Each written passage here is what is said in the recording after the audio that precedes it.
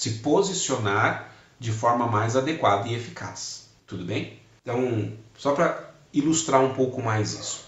Eu me lembro que eu estava bem jovenzinho, começando ali a minha caminhada, né, nesse propósito de viver a minha missão, de viver o chamado que Deus tinha para mim. E eu me lembro de ter falado exatamente isso com Deus. Falei, Senhor, eu quero viver essencialmente o seu plano e a sua vontade na minha vida. Ao ponto de abrir mão, eu falava com Deus, eu abro mão da minha vontade e quero fazer única e exclusivamente a sua vontade. E aí, nessa época, eu era office boy, olha isso. E office boy, você sabe, uma das principais funções e atividades é ir aos bancos, pagar conta, trocar cheque, boletos, enfim, na época era assim. E nesta época, os bancos, eles tinham um sistema de fila que não eram as cadeiras, senha que você pegava. Eram faixas adesivadas no chão, né, várias linhas, e as filas elas iam serpenteando assim até chegar no caixa, né? Ia fazendo um zigue-zague. E era muito comum nestas filas, porque não tinha um limitador, a não ser o desenho no chão, elas saírem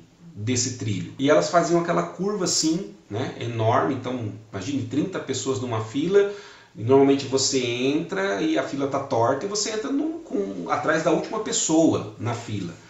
Tanto é que os bancos até tinham uma figura de uma pessoa com jaleco escrito posso ajudar, e essa pessoa vivia falando assim, por favor, um passinho mais para a direita, vamos entrar aqui na faixa, e aí ele acertava a fila e organizava. Então, frequentemente essa pessoa precisava intervir nas filas para organizar essas filas, né? Tenta imaginar isso. E aí eu falei para Deus, Senhor, eu quero fazer tudo o que o Senhor quer, e estou trabalhando, entrei num dos bancos, né? E óbvio, fila torta, naquilo tranquilo para mim, falei, vou entrar no último lugar da fila. Imagine aqui, ó, a faixa, né, as linhas e a fila torta. Eu ia entrar aqui.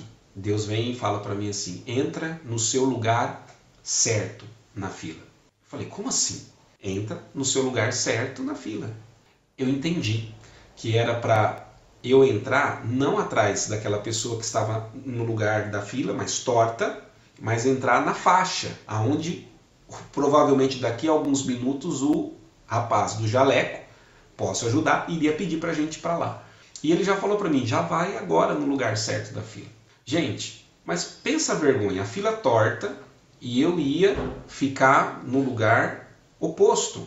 Eu ia ficar no lugar contrário, eu ia ficar no lugar que não tinha ninguém. Mas eu fui obediente. Olhei para o último da fila, marquei a posição para não desrespeitar o lugar de ninguém, entrei no meu lugar, na faixa, e aquilo, gente, eu passei uma vergonha, o meu suaco queimava de vergonha, porque as pessoas olhavam para mim, cochichavam umas com as outras, moleque louco, que é isso que ele está fazendo?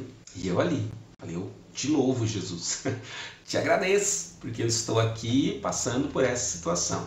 E aí, banco, movimento, entrou uma outra pessoa para ocupar o lugar na fila, eu falei, agora vai ficar feia a coisa, porque essa pessoa vai entrar lá na fila torta e eu tô aqui, até o meu lugar eu vou perder, mas eu vou ser obediente, Jesus, vou ficar aqui, né? E aí, acreditem ou não, a pessoa que entrou na fila olhou para a fila torta, olhou para onde eu estava e veio exatamente atrás de mim. Aquilo eu falei, não, só pode ser um anjo, deve ser, eu não sei, Deus falou com ele também, ele estava vendo o mesmo propósito, mas sei que eu fiquei ali, fiquei já, né, um pouco mais consolado. O fato é que cada pessoa que entrava no banco, entrava no lugar certo da fila atrás de nós.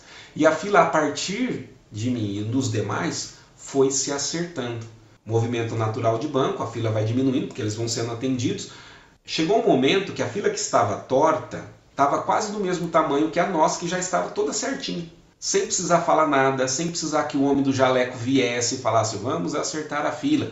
As pessoas foram olhando para nós no lugar certo e elas no lugar torto, foram acertando a fila. Ao passo que a fila se nivelou, se ajustou, sem precisar de nenhuma intervenção. Aquilo para mim foi uma palavra poderosíssima de Deus. Ele dizendo para mim assim, olha o que acontece quando você vive a sua missão, o seu propósito, a sua individualidade, quando você não vive mais do mesmo, quando você não quer ser igual aos outros, mas quando você vive o que eu tenho para você. Naquele momento, o fato de eu viver o meu chamado, viver, fazer aquilo que é o certo, fez com que as pessoas que me seguiam fossem no mesmo caminho que eu estava. E as que estavam à frente, as que vieram antes e que fizeram outras escolhas, com o tempo foram percebendo que valia a pena fazer o que era certo. E até aquelas que caçoavam entraram na fila e ficaram da maneira correta e certa. Gente, eu fiquei de boca aberta, de queixo caído quando eu vi isso acontecer. Mas por que eu estou te contando isso? Porque quando nós identificamos a nossa missão de vida, o nosso propósito, nós começamos a influenciar, a transformar a realidade à nossa volta, e as pessoas também começam a seguir a ordem correta e adequada das coisas, pautadas no respeito, na compaixão, no amor, na renúncia, na misericórdia, na ajuda ao próximo. Por quê? Porque nós vamos entendendo que quando eu vivo a minha essência, eu sou muito mais produtivo, eu consigo influenciar muito mais as pessoas a viverem a vida delas de maneira adequada também. E não é que as pessoas ao nos verem vão começar a me seguir, vão ser um outro grupinho que vai me seguir. Não! Se elas começarem a seguir o nosso movimento, elas vão se deparar com o quê? Descubra a sua missão, descubra o seu propósito, descubra o chamado que Deus tem para você. Deus tem um chamado para mim, assim como Ele tem um chamado para você, que com certeza não é o mesmo. Claro que a atenção, o carinho, o amor que Ele tem por nós é igual, mas o chamado é específico para você. Deus tem um plano, um chamado específico para você. Quando você o identifica, você consegue ter êxito em tudo o que você faz. Por isso que a palavra de Deus vai dizer que tudo que aqueles que estão em Deus, tudo que Ele empreende, prospera. Não é porque somos os melhores, porque somos os bonzãos, né? Os bons, os melhores. Não, porque a gente faz aquilo que tem que ser feito.